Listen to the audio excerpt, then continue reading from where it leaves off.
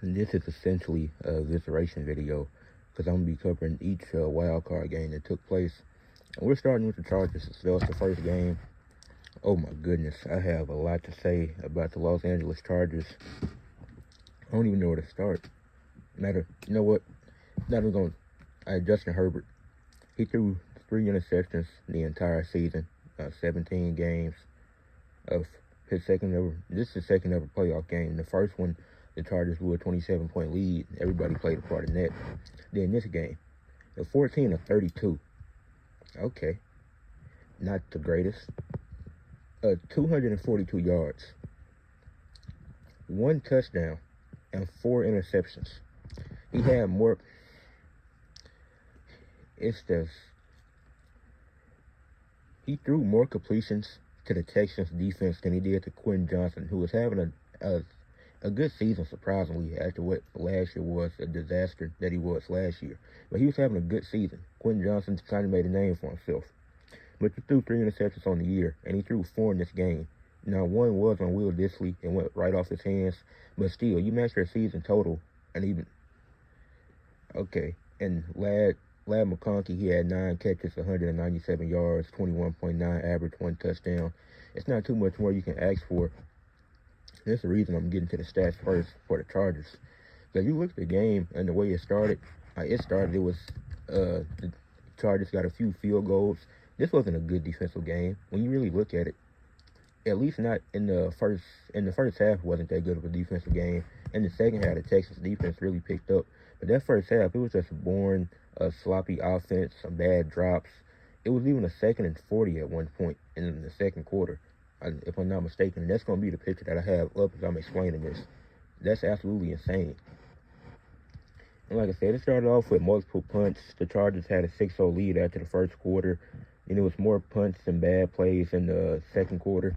Then in the second quarter is when C.J. Stroud and Herbert, they exchanged interceptions. And it's like, watching this game, I don't see either team getting past the divisional round, no matter who wins it. And then you had C.J. throw a dot to Nico Collins. It was to the 12-yard line. And that's when they took the lead to go up 7-6. Then they ended up being up 10-6 at the end of halftime. And then from there, the second half, once it started off, the Texans did start with a fumble. But after that, the Texans took over the game, ended up getting some touchdowns. They were finally scoring, playing some good defense, holding the Chargers. They hadn't been able to do much. Then it's 23-6 at this point in the game. Then Herbert, he threw a dot to Ladd McConkey for a touchdown. The extra point got blocked, and it was returned for 2 points, and the Texans went up 25-12. Then after that, at this point, I'm barely paying attention to the game now. Then after that, they ended up scoring. They led 25-12. The Texans ended up scoring another touchdown and won 32-12 to move on. Then C.J. Stroud, he was 22 of 33, 282 yards, 1 touchdown, 1 pick. The first half was really bad, but in the second half, he really picked it up and played great. Joe Mixon, 25 carries, 106 yards, 4.2 average, and 1 touchdown. Great game from him. And Nico Collins, 7 catches, 182 yards, 1 touchdown. Nico Collins had a really great season, so shout out to him, just keeping up that phenomenal play. Then they did this without Stephon Diggs or Tank Dell, so 2 of their top 3 receivers are out right now. But congratulations to the Texans. They're moving on to the divisional round. The Pittsburgh Steelers need to rebuild. They've been to the playoffs. This is their 6th straight wild card exit. They keep getting to the playoffs, keep having these late season collapses. They got to stop. Got to trade some of these guys. Going to have to get rid of Mike Tomlin. As good as a coach as he is, it's time for him to move on from everything. The Fields and Russell Wilson are free agents this year. Get a quarterback in the draft, sign a vet in free agency. Get some younger guys. Move on for some of these guys you have now. They went 6-6 with Russell Wilson. They were solid with Fields, but he probably wouldn't have got them any further anyways. This is probably inevitable to happen. But these constant wild card exits, like this, does not provide no hope for your fan base. It's not like this team can seriously contend for a Super Bowl. Russell Wilson, 20 of 29, 270 yards and 2 touchdowns. Then George Pickens, he had 5 catches, 87 yards, and 1 touchdown. But the Steelers, they lost this game 28-14. They lost about 2 touchdowns, and they were down 3 touchdowns at halftime. Like Lamar, Derrick Henry, they were just dominating. Then the Ravens went into the game without Zay Flowers, their star receiver. Like I said, Henry, he was dominating early. Rashad Bateman had an early touchdown, and the Steelers weren't doing anything on offense. Like, it was just so stagnant what they were doing. And obviously, the Ravens played good enough defense to keep them from really, like, the Steelers kept having to punt. And it's like, sure, the Ravens played good defense, but the offense did look stagnant at times for the Steelers. Derrick Henry got to the end zone again to put the Ravens up 14-0. Then Pickens, he had a big catch, but he got called for offensive pass interference, which was so obvious. So that just hurt them even more. Then after that, it ended in an empty possession. So then Justice Hill, he ended up getting a touchdown when the Ravens had a 9-play, 90-yard drive, essentially getting 10 yards per play each time. And that put the Ravens up 21-0. And Justin Tucker ain't missed an extra point in this game. He didn't miss no extra points. They ain't even had to kick no field goals. Like, when they were scoring, they were getting touchdowns. And then during the third quarter, I was like, this game is bad, so I'm just going to make my video about Brock Bowers, as you would probably be seeing before this. And I was like, I'm going to spend time making my Brock Bowers video, and still had a game on my computer, and nothing's really happened. I mean, they got a touchdown, I think. Yeah, and then the Steelers, they were down 28-14 with 8 minutes left. Then another empty possession, didn't go anywhere. The Ravens ended up, they had the ball with 2 minutes left, up 28-14. Had a few runs to get some first downs, and that pretty much sealed the game. Lamar was 16-21, 175 yards and 2 touchdowns. As you see, didn't have to pass that much. The run game, they was going. Even the receivers, even without Bateman, they were stepping up. Not Bateman. Bateman was stepping up with Zay Flowers being out, as I should say. Then Derrick Henry, 26 carries, 186 yards, averaging 7.2 and 2 touchdowns. The Ravens moving on to the divisional round, as I expected. But serious changes need to come with the Steelers. It's a lot I could say. Like, Najee Harris, you're not going to go anywhere with him as your star running back. And Pat Freiermuth, he isn't getting used that far at a start. He's not going to be a star tight end. George Pickens, he's a diva anyway, so it's like you got to worry about his attitude and him being out. And as you see, when he was out, they didn't have a consistent second option because Pat Freiermuth wasn't that guy. Najee Harris is a running back he's not super consistent. So it's like, it's a lot of things this team needs to fix, because they shouldn't be, like, sure, Mike Tomlin has never had a losing season, but he hasn't won a Super Bowl in a while. He hasn't got out the first round in 6 years in his last 6 playoff games. So the Steelers need to make some improvements and some upgrades. Now the Ravens, I'm expecting them to get at least a bare minimum to the AFC Championship this year. So they need to keep playing like this, and they can go deep in the playoffs, maybe even go to the Super Bowl this year. The Broncos had a good season. I mean, they weren't expected by many people to be here. I definitely didn't expect them to get to the playoffs. But they had a really good season. Obviously, this game, they played bad. But it's nothing for them to be really ashamed of. I mean, you start the game off, you get like 3 or 4 plays, and Troy Franklin scored a touchdown.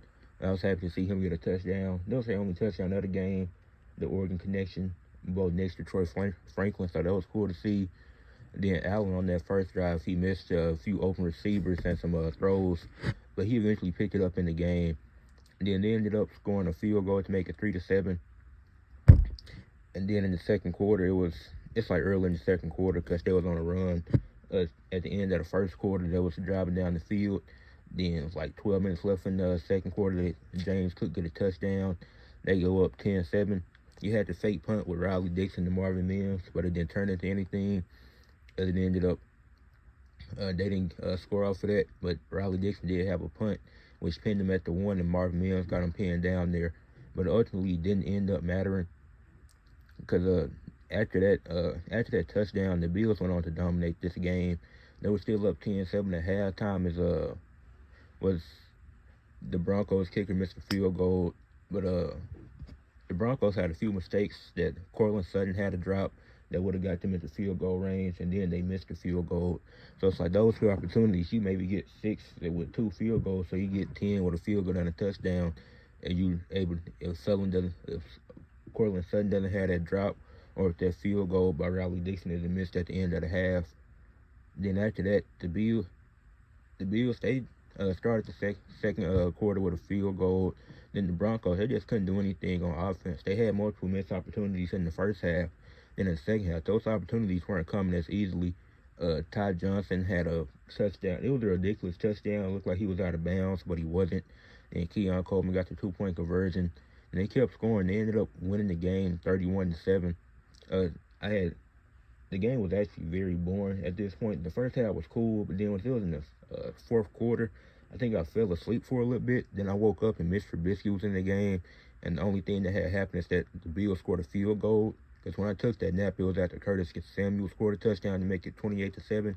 Broncos still ain't did nothing. The Bills just got a field goal. So when I woke up, it was like 3 minutes left, and the Bills was up 31-7 with Mitch Trubisky in the game. Bo Nix, like I said, I didn't think he was ready going into the game. He had a solid first half, but the second half wasn't that amazing. And the Broncos will be back here one day, and when they do get here again, I don't think Bo will be more ready and prepared. But he was 13-22, 144 yards, 1 touchdown, 4 carries, 43 yards, and in his playoff debut. It wasn't spectacular, but I definitely think he's going to improve. And the Broncos got them a franchise quarterback. Cortland Sutton with 5 receptions and 75 yards. If he doesn't have that crucial drop in the game, this might go differently. It maybe won't make the difference in 24 points, but it might make this a closer game for sure. Then Josh Allen, he was phenomenal in this game. Was 20-26, had 272 yards and 2 touchdowns, 8 carries for 46 yards. He just couldn't be stopped, and I think he was only sacked one time because they did get to him once. It was Zach Allen that sacked him, Allen on Allen crime. Then James Cook, 23 carries, 120 yards, 5.2 average, and 1 touchdown. And the first half was fun to watch. The second half it became boring, so it just ended up being a mediocre game. But I didn't expect too much from Denver going into this because, like I said, they weren't really supposed to be here. So now that they're still in the rebuild phase, but they can only build up from here. So shout out to the Broncos for even getting this far this season. Better luck next year, and congrats to the Bills on moving on to the divisional round. That matchup with them and the Ravens, that's gonna be a fun one. Matchup with the Ravens and Bills, that's gonna be fun. Then Texans and Chiefs, I'm not expecting a lot from the Texans. I think the Chiefs take that one easily. The Eagles defeated the Packers 22-10, but this game was very sloppy from both teams. We can start the Packers first. As soon as the game started, they fumbled on the kickoff return. The Eagles forced a fumble. Then leading to them the next play, Jahan Dotson got a touchdown. Well, I forgot we had on our roster. I forgot we had Jahan Dotson, but he got his first touchdown as an Eagle. Then it was a consistent amount of punts and not much offense going on. Then the Eagles were up 10-0 at one point because they had got a field goal. Jake Elliott even missed a kick later in the game. But then you had multiple players leave the game with injuries. The Packers center, I forgot his name, but him, Jaden Reed, Romeo Dobbs, they all left with injuries. Obviously, Christian Watson was already out. For the Eagles, Nakobe Dean, he left the game with an injury. He didn't return, so hopefully he's all right. Darius Slade, he left, but then he ended up coming back. And for those Packer guys, I hope they get well soon, even though they won't be playing. Just don't want to see no injuries. That sucks to see. So it was a lot of injuries in that game, which definitely took away from it, and it didn't feel as special as it could have. Then it was a 16-3 at one point. Then Josh Jacobs had this powerful run near the end of the third quarter. He got to the 1-yard line, almost getting a touchdown. As soon as the fourth quarter started, he got the touchdown to make it 10-16. But after that, it was just field goals, really. Jake Elliott kicked 2 field goals. The Eagles go up 22-10, and they ended up winning the game 22-10. But we didn't look that impressive in this game. And that's probably because we rested our stars last week. I feel like Hurts should have played just to get in the rhythm of things last week, just to play a few snaps. Didn't have to do nothing crazy, but he was still in concussion protocol. But Hurts, he was 13-21, 131 yards, 2 touchdowns. Was sufficient for the most part. Definitely had some bad throws here and there. Wasn't too crazy. The yards I'm not really tripping about. That'll probably go up in the next game, whoever we play next week. But then Barkley, he had 25 carries, 119 yards, and an average of 4.8. And he didn't even score a touchdown in this game. But Josh Jacobs, he had 18 carries, 81 yards, 4.5 average, and 1 touchdown. And man, Jordan Love, 20 of 33, 212 yards, and 3 interceptions, no touchdowns. Jordan Love just looks bad in this game. And I was surprised because I thought this game would be a little closer than 12. And 12 points isn't that's not a super high score at 22 to 10. But I thought it would be closer. I thought the Packers would have more effort. I thought just Jordan Love would have had at least 1 touchdown. So I was surprised to see that. And I've been recording this video after each game. I'm making the video and putting them together. So you see me refer to certain teams a certain way, and that's what that's about. But the Packers, they're going to have some conversations because once those receivers went out, it's not like they had another reliable guy. They had, what's the guy's name? Heath, or I think they didn't have a reliable option to really throw to out there when you didn't have your top receivers. And that's just a case of being unlucky because their top 3 receivers being out in the span of 2 weeks, that just doesn't happen like that. But some things got to be addressed because they've been in 7 seed back-to-back seasons. You got to start building up. Your goal now is to try to win the division and get a home playoff game, or at least be 5 competing for the division.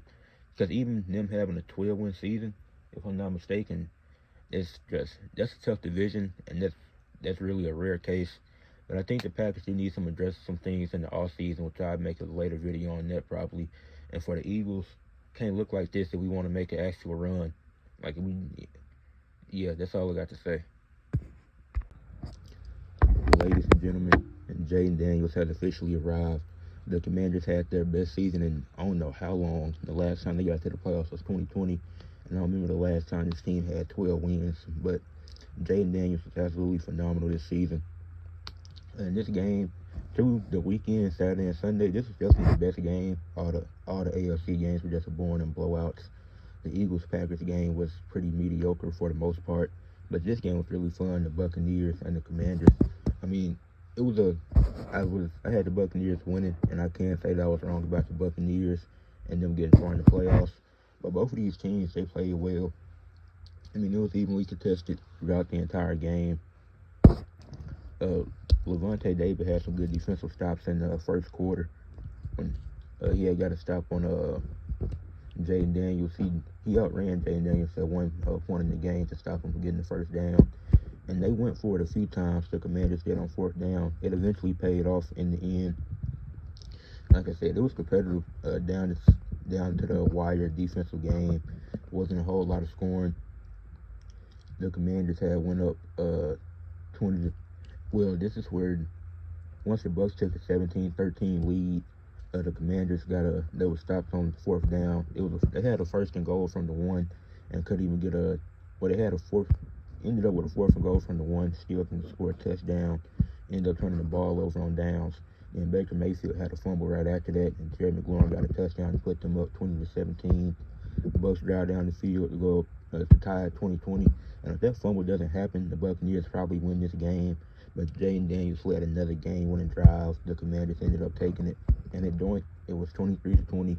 But the Bucs had another successful season, getting to the playoffs for the 5th year in a row, winning the division again. They got pretty far last year. I think they'll be right back in the playoffs next season. But shout out to the Commanders getting to the 2nd round. Their first playoff win in 19 years, if I'm not mistaken. Jaden Daniels, 24-35, 268 yards and 2 touchdowns. He was phenomenal today, so shout out to Jaden Daniels. Terry McLaurin, or Scary Terry, whatever you want to call him, and 7 receptions and 89 yards and a touchdown. And for the Buccaneers, that fumble was crucial that Baker had. If that doesn't happen, probably a different outcome. But he was 15-18, very efficient game, 185 yards, 2 touchdowns. Bucky Irvin ran the ball 17 times for 77 carries. And Mike Evans had 7 catches for 92 yards and a touchdown. Like I said, definitely the best game from the weekend, and this was a lot of fun too. So shout out to both teams, and I'm just happy for the Commanders. I mean, wasn't expected to get this far. I knew they had improved, but they improved from 4 wins to 13 wins now after that wild card win. So we'll see how far they get in the playoffs. Sam Darnold, Minnesota. Where'd I even start? I knew I couldn't trust this team going into the playoffs, so I did have the Rams winning this game. And you can look at my predictions video that I made not too long ago. I said that the Vikings will lose this game because of Sam Darnold, because he just isn't like, I can't trust a guy like that in the playoffs. He had this one good season, and all of a sudden they're supposed to trust him to be so great. And it doesn't work like that. You gotta prove it. And he didn't prove it. The Vikings lost this game badly. The Rams won it 27-9. And it's like they had this Vikings team, who was a top defense, one of the best offenses in the league. They got exposed against the Lions in the last week of the season. Then they go into the playoffs and just get embarrassed. And Sam Darnold, oh my goodness. He had a QBR of 13.6 and a rating of 77.6. And he took 9 sacks worth 82 yards. That's basically a punt return worth of yards, or at least 2 or 3 of them. So, oh my goodness, that was terrible.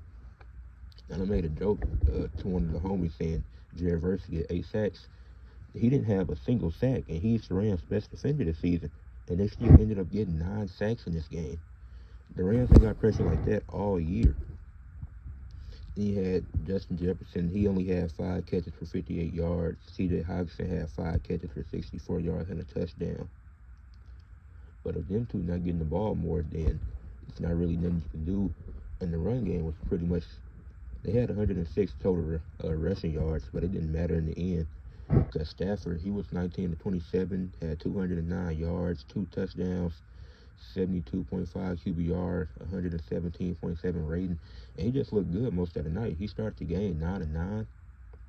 So he was off to a hot start, and he couldn't be stopped. Tyler Higbee had 5 catches for 58 yards. Kyron Williams ran 16 times, had 76 carries. He had 3 receptions, 16 yards, and a receiving touchdown. The Rams just look like the better team in this one, despite the fact they had 4 less wins. They won the division. They got hot at the right time. Ended up winning this game. So I'm not surprised that this happened to the Vikings. I didn't think it'd be this bad. I thought it'd at least be a close game. But out of 6 playoff games, we only got 1 competitive game. So shout out to the Bucs and Commanders for making at least 1 game competitive. But yeah, Vikings in the last 3 seasons, they had at least 10 one-score games. I can't trust a team like that going into the playoffs. But that's the end of this video of the Wild Card recap. Make sure you leave a like on the video, subscribe to the channel, and comment below your thoughts on what happened during the Wild Card weekend. Peace.